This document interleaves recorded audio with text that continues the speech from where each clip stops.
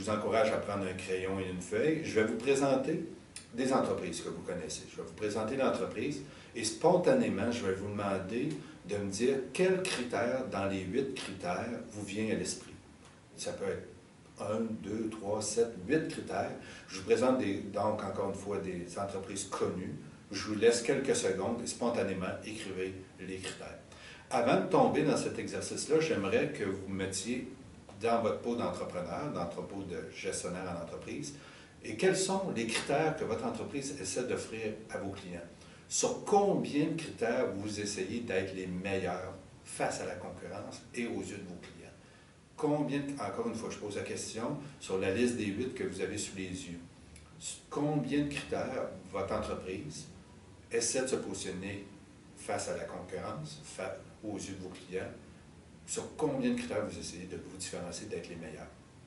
Est-ce qu'il y en a 4? Est-ce qu'il y en a 5? Est-ce qu'il y en a 6? Est-ce qu'il y en a 7? Ou vous essayez de jouer puis de vous positionner vraiment sur les 8 critères. Donc, notez vos critères et on va commencer l'exercice. Et encore une fois, la même chose. Pour chaque entreprise que je vous présente, je vous demande d'écrire quel critère vous vient à l'esprit. On va commencer par un très facile, Toyota. Quel critère vous vient à l'esprit lorsque je vous présente Toyota?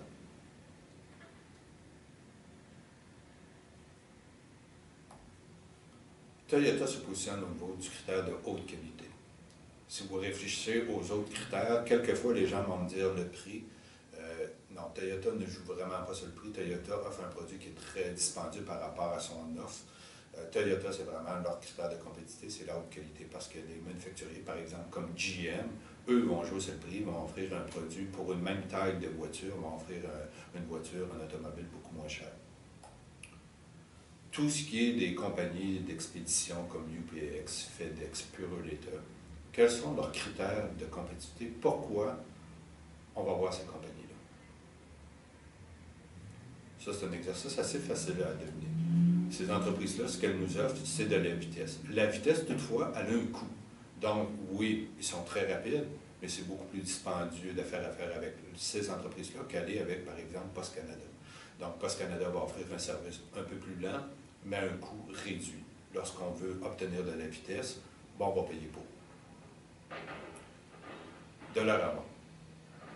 C'est un des plus faciles à deviner parce qu'en fait, tout leur positionnement, tout leur branding, on parle de 1$ et plus. On insiste sur le 1$, donc Dollarama, très facile. Le bas prix, c'est clair dans l'esprit de tous.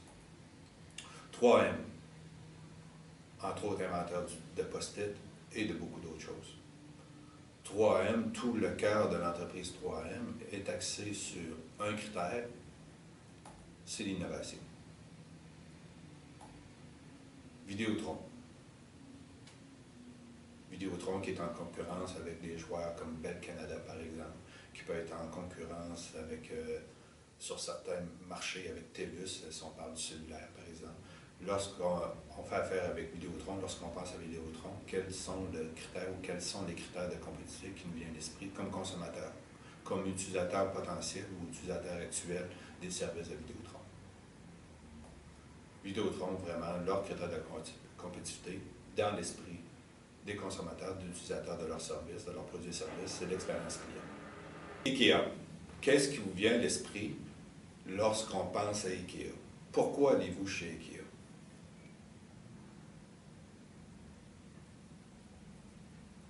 IKEA va souvent revenir à l'esprit pour 2 critères importants, les bas prix et le vaste choix. IKEA ont fait une innovation drôlement intéressante. IKEA ont pris, pour offrir des bas prix, en fait, c'est des bas prix perçus parce qu'en réalité, le meuble IKEA, une fois que vous avez fini de l'assembler, vous trouvez qu'il vous a coûté excessivement cher. Parce qu'après avoir passé, moi qui est très peu habile de mes mains, à toute fois que j'ai monté une bibliothèque IKEA, j'ai réussi à me tromper, fait que je la monte toujours 2 fois. Fait que quand j'ai fini de monter la bibliothèque, je trouve qu'elle me coûte toujours trop cher. Donc, comment IKEA ont arrivé avec une stratégie puis être capable d'offrir le bas prix? Ils ont fait tout simplement, en fait, 2 grandes innovations. Ils ont regardé dans le processus de production.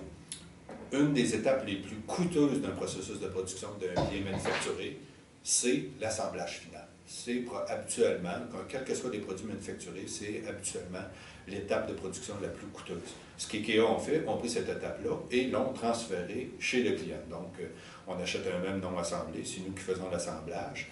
La réduction de coûts que IKEA ont permis d'avoir à l'interne en ne faisant plus l'assemblage, ils nous ont donné une partie de cette réduction-là, mais ils en ont gardé une partie pour eux aussi. Ce qui est intéressant parce que ça permet de se positionner à un coût un peu plus bas qu'un meuble assemblé, mais en réalité, encore une fois, si vous assemblez le meuble au final et vous calculez votre temps et le coût, votre taux horaire, vous allez vous rendre compte que le meuble est assez dispendieux. Ça, c'est une innovation drôlement intéressante. Puis cette innovation-là a découlé sur une deuxième innovation qui est IKEA, ce qu'on appelle l'emballage à plat. IKEA sont vraiment des leaders dans les techniques d'emballage. Je dis souvent, un meuble IKEA, aujourd'hui, lorsque vous l'achetez, vous ouvrez la boîte, il n'y a même pas de place pour une molécule d'air, tellement que la boîte est dense et bien conçue. Ce qui permet à IKEA de délocaliser ses productions, en fait, compte au gré du vent, en fait, au gré de la réduction des coûts dans les pays très low cost. Donc, IKEA, en pouvant aller vers des productions, des sites de production très low cost, ont encore une fois une structure de coût low cost, peuvent la délocaliser facilement à cause de l'emballage à plat. Ce qui n'est pas le cas, par exemple, du meuble québécois. La majorité des meubles québécois sont assemblés, sont très difficiles à expédier, et c'est pour ça qu'on peut couvrir un rayon un peu beaucoup moins grand que ce qu'IKEA est capable de faire. L'autre élément différenciateur d'IKEA, naturellement, le vaste choix. Les Canadiens de Montréal. Quel critère de compétitivité vous vient à l'esprit? Si on regarde la dernière saison ou les dernières saisons. Naturellement, la majorité, vous l'aurez deviné, on ne parlera pas de performance. Ça ne sera pas le critère sur lequel, si le Canadien de Montréal, son critère, il essaierait de nous vendre uniquement la performance, probablement qu'on n'aurait plus de club assez rapidement pour soutenir. Donc, ce qu'on essaie de nous vendre à travers le Canadien de Montréal, c'est l'expérience client. Et c'est d'ailleurs pourquoi le groupe CH est un des plus grands groupes, je pense, le plus grand groupe canadien en termes d'amusement. Parce qu'en réalité, ce qu'on nous vend, c'est l'expérience client. Et c'est pour ça qu'on accepte de payer 30 pour un deuil, une bière au centre-ville avec un billet de 150 plus le repas, plus donc une sortie de 300-400 pour aller voir une équipe qui perd plus souvent qu'à son tour. McDonald's. Pourquoi allez-vous chez McDonald's principalement? Relativement assez facile, on voit la mascotte de McDonald's, Ronald McDonald, donc c'est la vitesse. McDonald's se positionne, malgré leur repositionnement, leur rebranding, parce que McDonald's ont fait un repositionnement assez extraordinaire dans la dernière année. Entreprise qui ciblait principalement les jeunes enfants, les jeunes familles, et aujourd'hui ont vraiment ciblé le marché plus des personnes âgées, des aînés et des personnes matures. On voit le virage avec les McCafé, qui est un virage excessivement réussi, assez extraordinaire de passer d'un spectre de la population et en quelques années réussir à se repositionner dans l'autre spectre de population, qui est un spectre grandissant. La population vieillit et McDonald's s'est positionné dans ce segment de marché-là, ce qui est assez extraordinaire parce que les jeunes enfants, les jeunes familles, il y en a moins, alors que la population vieillit. Malgré ce repositionnement-là, il reste que le positionnement stratégique de McDonald's en termes de critères de compétitivité dans un océan rouge, on parle d'industrie du fast-food, c'est la vitesse. Bell Canada. Je vous laisse du temps pour répondre, je vous laisse du temps pour le chercher, mais malheureusement, je pense que vous ne trouverez probablement pas, comme j'ai posé cette question-là peut-être au-dessus de 2000 entrepreneurs depuis 2 ans, 2000 gestionnaires d'entreprises et entrepreneurs de PME québécoises. Et dans la majorité des cas, je vous dirais plus de 99% des cas, voici la réponse que j'obtenais, c'est aucun. Ce qui est un peu dramatique, Bell étant une grande entreprise. Et le positionnement n'étant pas clair aux yeux des clients, encore une fois, j'ai fait l'exercice auprès de plus de 2000 personnes qui sont tous des dirigeants d'entreprise depuis 2 ans. Et la réponse était une bouche, souvent les gens étaient totalement incapables de positionner Bell. Et je pense que Bell est incapable aussi. Souvent, on nous vend la technologie. La semaine d'après, on nous vend le bas prix. Donc, il y a des campagnes multiples de marketing et le fil conducteur est difficile à voir. Le fil conducteur des campagnes marketing de Bell change au gré du vent, au gré des saisons. Le positionnement de Bell n'est pas clair. N'est pas clair, en tout cas, dans l'esprit de leurs clients potentiels et même clients actuels. Métro. Toujours, lorsqu'on regarde les critères de compétitivité, ce qui est important, c'est de comparer cette entreprise-là avec les autres joueurs dans l'industrie. Donc, Métro va se positionner c'est relativement clair avec les investissements qu'ils font dans leur commerce, dans le développer la nourriture au niveau ethnique. Métro, c'est vraiment l'expérience client. Donc, ce n'est pas nécessairement uniquement sur l'aspect des coûts. Oui, l'aspect du coût, le coût du panier d'épicerie, c'est un élément sensible, mais ce n'est pas là-dessus leur principal critère de compétitivité. C'est vraiment l'expérience client. Walmart, donc si on compare, on vient de faire le métro, si on compare Walmart, bon, c'est connu, c'est même leur slogan, c'est le bas prix. Walmart, oui, vont offrir un vaste choix de produits, mais avant tout, le critère de compétitivité dominant chez Walmart, c'est vraiment le bas prix. Tout ce qui est voiture allemande, et comme vous voyez, ce n'est pas un effet de hasard, Volkswagen n'apparaît pas dans la liste pour la raison que vous connaissez, que je n'ai pas besoin d'expliquer. Donc, BMW, Mercedes, Audi, quel est le critère de compétitivité que ces entreprises-là? Et je dirais, le commentaire, là, je montre des entreprises automobiles, des manufacturiers automobiles allemands, mais je vous dirais que le critère automobile dans l'automobile allemande est pratiquement le même dans toutes les industries allemandes. Les Allemands sont très forts sur un critère en particulier, le critère étant la performance. Quelquefois, des personnes vont nous dire la haute qualité. Il faut vraiment différencier la haute qualité de la performance. La performance, c'est souvent un produit ou un service que j'amène à sa limite pour offrir justement cette performance-là. Et quand j'amène un produit ou un service à la limite, il y a des risques de non-qualité. Donc, ces compagnies-là, oui, vont offrir un produit de haute qualité, mais il n'y a pas nécessairement la fiabilité que je compare, par exemple, avec Toyota. On va avoir plus de bris au niveau de ces marques automobiles-là que Toyota peuvent avoir. Donc, leur critère est vraiment, franchement, sur la performance comme telle. Si on accepte de payer beaucoup plus cher, ce n'est pas uniquement parce que c'est un produit de haute qualité, c'est surtout parce que c'est un produit performant, avec aussi le look, le design qui vient avec, le prestige qui vient avec. Donc, l'élément prestige vient avec l'élément performance. Saint-Hubert, vous voyez sur l'image Saint-Hubert Express, mais l'ensemble des restaurants Saint-Hubert. Quels sont les critères qui vous viennent à l'esprit? Pourquoi, par exemple, lorsqu'on est en réunion d'affaires dans les entreprises, très fréquemment, on va commander du Saint-Hubert? Pourquoi, lorsqu'on est sur la route, en déplacement d'affaires, on va arrêter chez Saint-Hubert?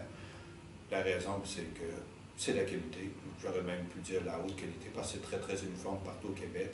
L'offre de produits et services, les services, la façon dont on est accueilli chez Saint-Hubert va être la même à Montréal ou à Rimouski ou en Outaouais. Donc, la façon de faire les choses chez Saint-Hubert est très uniformisée, tant au niveau du service que du produit, et aussi la vitesse. Chez Saint-Hubert, on va s'asseoir et en moins d'une heure sur l'heure du repas, sur l'heure du midi, on est certain d'être servi très rapidement, manger calmement. On va quitter le restaurant, on n'aura pas l'impression d'avoir été brusqué. Malgré tout, on va avoir mangé en moins qu'une heure. Si on fait la même expérience chez McDonald's, par exemple, qui est reconnu aussi pour sa vitesse, chez McDonald's, quand on mange, on a l'impression d'avoir mangé rapidement puis d'être sorti rapidement. Donc, il y a une perception de vitesse vécue chez McDonald's qu'on n'aura pas chez Saint-Hubert, et pourtant, dans les deux cas, la vitesse de service est pratiquement la même. Donc, Apple. Là, je parle de la compagnie Apple, pas nécessairement des Apple Store. Vous pouvez répondre si vous désirez pour Apple comme compagnie et Apple Store comme magasin. Dans les deux cas, ça va être différent comme critère de compétitivité. J'imagine que vous avez trouvé très facilement pour ce qui est de la compagnie Apple, on va parler d'innovation. On sent d'ailleurs depuis la mort de Steve Jobs que ça s'essouffle. Apple a beaucoup de difficultés. Apple s'est vraiment différencié de la concurrence avec l'innovation, mais on sent que l'innovation s'essouffle. Il est effectivement pour une compagnie très difficile de toujours maintenir la différenciation au niveau de l'innovation, au niveau du produit, au niveau du service aussi. Très difficile. On sent l'essoufflement. Si on parle d'Apple Store, on pourrait parler d'expérience client qui est assez exceptionnelle. Air Transat. Qu'est-ce qui vous vient à l'esprit si vous magasinez un voyage? Pourquoi vous achetez Air Transat plutôt que Air Canada, par exemple, ou une autre ligne aérienne? Donc, Air Transat se positionne, c'est vraiment le bas prix. Amazon. Je vous laisse beaucoup de temps. Pourquoi on va chez Amazon? Pourquoi on magasine chez Amazon? Amazon qui est une société exceptionnelle. En fait, j'ai mis quelques critères, mais Amazon, c'est une des seules entreprises sur la planète qui est capable de se différencier sur plusieurs critères. Amazon va offrir dans plusieurs gammes de produits, on ne parle pas juste des livres, sur plusieurs gammes de produits, on va offrir des prix réduits par rapport à la concurrence. La vitesse aussi, très rapide d'expédition. Le choix, un choix immense. En fait, cette année, Amazon est le commerçant qui offre le plus grand choix sur la planète, hormis Alibaba. La flexibilité. chez Amazon, on est capable de trouver pratiquement n'importe quoi. La flexibilité s'exprime parce que Amazon ne vend pas uniquement ses propres produits, va vendre des produits de d'autres entreprises. C'est de même qui ont développé une offre une vaste choix puis très très flexible. Et finalement, l'expérience client qui est assez exceptionnelle. Si on a un petit pépin dans l'expédition ou autre, très rapidement, Amazon va corriger le problème, va faire le remboursement sans aucune question. C'est un des commerçants avec un des meilleurs services, un des meilleures expériences clients assurément sur la planète. Donc, l'entreprise est très exceptionnelle parce que, si vous l'avez remarqué depuis le départ, habituellement, il y a un ou deux critères qui nous viennent à l'esprit lorsqu'on pense à une entreprise, alors qu'Amazon, il y a plusieurs critères. J'aurais pu même mettre innovation. Amazon innove énormément dans son modèle d'affaires au niveau de ses systèmes de distribution sur les entrepôts, lesquels sont énormément robotisés, etc. Donc, Amazon innove énormément également, fait qu'on aurait pu même mettre innovation dans la liste. BRP, donc Bombardier Produits Récréatifs, entreprise québécoise, un leader mondial dans son offre de produits. Assez facilement, BRP, leur positionnement, c'est vraiment l'innovation. C'est une entreprise très innovante qui a inventé pas des produits, qui a carrément, littéralement inventé de nouveaux marchés. La motoneige, c'est pas juste un produit, c'était vraiment un segment de marché complet. Même chose pour le Spider, même chose pour la moto marine. BRP n'ont pas uniquement inventé des produits, mais vraiment inventé des industries complètes autour de laquelle s'est développée une offre de services, des offres de produits complémentaires, etc. Donc, BRP, une entreprise assez exceptionnelle au niveau de l'innovation, qui continue à soutenir, si on compare BRP et Apple, on sent que BRP est encore capable d'innover, ce qu'Apple a beaucoup plus de difficultés. Disney, donc assez facilement expérience client. Subway, un peu plus difficile cette fois-ci. Quelquefois, les gens vont me parler de vitesse, mais n'oubliez pas qu'on est dans l'industrie de la restauration rapide, donc Subway n'est pas plus rapide que tous les autres restaurants de chaîne de fast-food. On va me dire le choix. Subway n'offre pas beaucoup de choix. Subway offre des sous-marins. Donc, l'offre de Subway se résume à des sandwichs à des sous-marins. Toutefois, le sandwich en question, le sous-marin en question, est très flexible. Je peux le construire selon mes goûts personnels. Donc, le critère de compétitivité de Subway, c'est la flexibilité. C'est un exemple de compagnie qui joue sur l'aspect flexibilité. Donc, ça termine le petit exercice que je voulais faire avec vous. Vous avez remarqué, on a passé à travers plusieurs entreprises. La majorité, c'est tous des grandes entreprises, même des multinationales. Si vous remarquez, dans la majorité des cas, habituellement, il y avait un critère qui vous venait à l'esprit. Retenez ça, un seul critère vous venait à l'esprit pour la majorité de ces entreprises-là. Je vous ai demandé au début de l'exercice également de noter les critères que votre entreprise essayait de se différencier. Probablement, vous en avez noté plusieurs. Je vous invite à écouter ma prochaine capsule parce que je vais commenter cet aspect-là, l'aspect des critères de compétitivité, sur combien de critères on devrait jouer et pourquoi on devrait jouer sur ces critères-là.